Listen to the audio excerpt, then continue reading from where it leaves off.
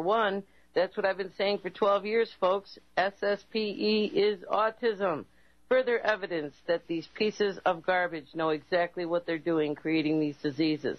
Dr. Jordan has talked before about weaponized rabies, and today I wanted to have her concentrate on the flu vaccines now that they've come up for our pets. It's totally outrageous. But first we have Jane Burgermeister on the line, very long distance from Austria, one of my heroes, this journalist who has brought criminal charges against Baxter. And I just want to let you all know that when I checked out the definition of weapons of mass destruction written in the West North Carolina General Statutes, the definition is biological or chemical weapons of mass destruction means any of the following. Any weapon that has a capability to cause death or serious injury through the release of a diseased organism or a toxic or poisonous chemical or their immediate precursors. So that is further proof that vaccines are the weapons of mass destruction, as I've been saying for 12 years. And I just want to give you a couple of quick things in regards to Jane's most amazing documents. First of all, Jane has written a letter to the WHO, the World Homicide Organization minion, Dr. Chan, which is so amazing. She actually informs Dr. Chan that she's found through her research that the WHO has published a study outlining the economic impact of a pandemic virus. Now, isn't this amazing, people?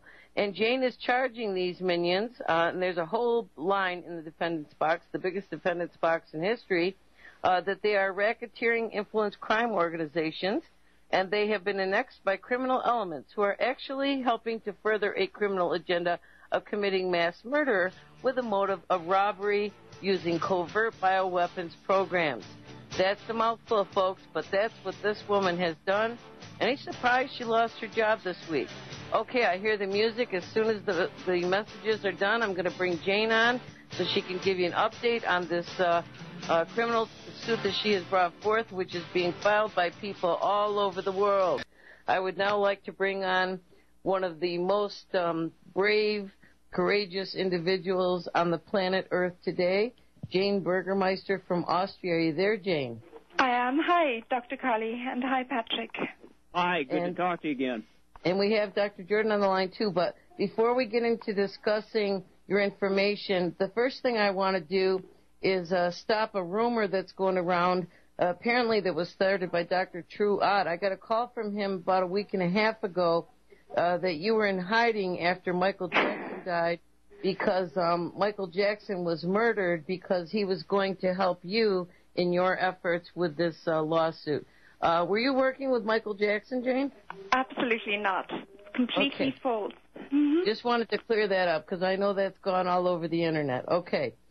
Could you please share with the listeners, first of all, I know that you changed the address of your blog. Is there a connection from the old blog to the new blog? Are they interconnected? They are interconnected. The new blog is really for people to report about what's going on in their particular country, in New Zealand, in America, in Canada, and in Europe, because we're all facing the same problem, it turns out. Patrick's been outlining who has been working on the science and technology of turning these vaccines into bioweapons, and at the same time, parallel, who has been putting in place the legislative blocks to more or less force everybody in the world to take this vaccination, all 194 countries that are signatories to whose constitution will be forced to take the vaccination if WHO mandates it. And it looks as though WHO is going to mandate it this Monday. The writing's certainly on the wall on that one, and I want you to get into that. But first, please make sure you give out the addresses of these blogs. And let me also say, people, that there are people all over the globe. I got a call from a man by the name of Peter in Scotland that's filed Jane's documents in his country. I know many people here in the United States are also filing them. So please give out both blogs very slowly, Jane, so the listeners can write this down. Right. Well, the blog that's up and running is birdflu666.wordpress.com. And that's WordPress. Let me just spell it out because it's hard for people to sometimes write fast enough. Bird flu, and flu is FLU, 666.word, WORD, press, PRESS.com. Okay, next. And the new blog is going to be the Who Flu 666.wordpress.com. I love that, the Who Flu. And that's what everybody has to start calling it. As a matter of fact, I did a show a few weeks ago, and one of my listeners called in and used that phrase. I just love that. Okay, Jane, so please tell us, first of all, how does it work out that the WHO became the ruler of the world in health matters? How did that happen?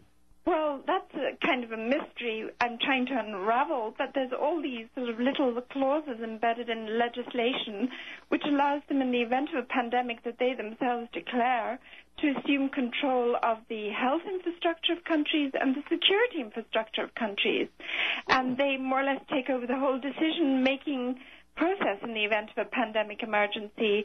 And it seems every single country has these little clauses in their pandemic plans that hands over power to WHO. In Europe and, of course, in the USA and Canada. So, I mean, how this happened, I have no idea. The media didn't report on it, so we're just sort of discovering these laws right now. But we have a new dictator of the world, and her name is Dr. Chan, apparently.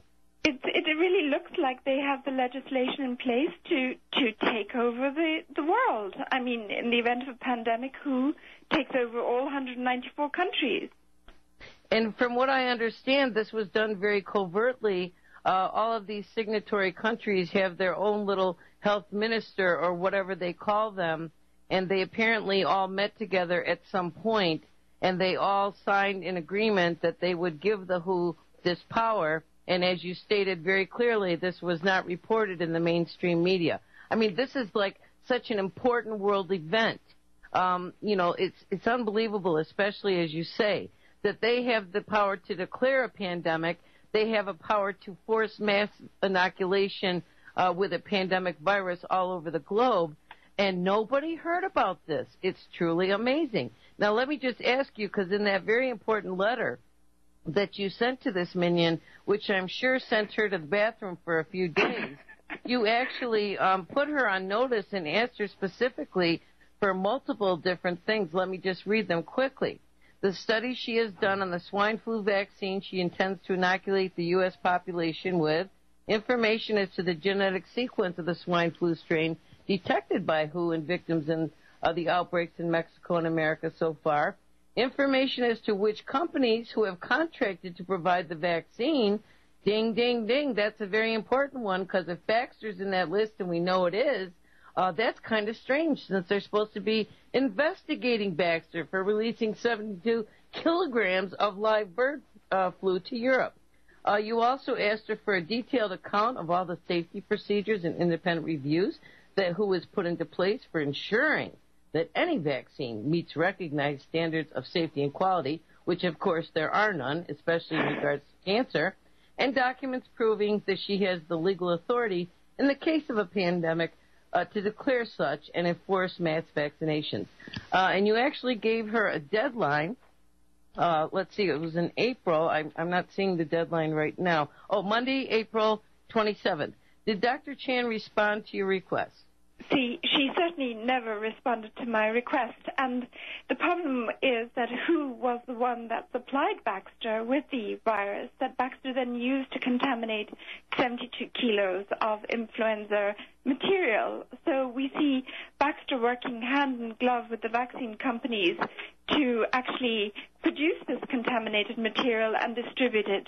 It's kind of like the linchpin in this organized crime organization, and I think the health ministers seem to be agents of this organization. They're certainly not working for the ordinary people. They're working for the interests of WHO. So Jane, I just want to repeat, if I could, because that is such an important statement that you made. People, listen to what she just said, that WHO provided the virus. They provided the virus. They're growing the virus. And they have contracts with all of these bioweapon labs, of which there's 1,088 in the United States alone, the CDC being one of the main ones. They provided the virus that has caused the outbreak that's mixed up with all the rest of the stuff, you know, the human, swine, bird combo that could never happen in nature. And then they declare a pandemic which makes it mandatory by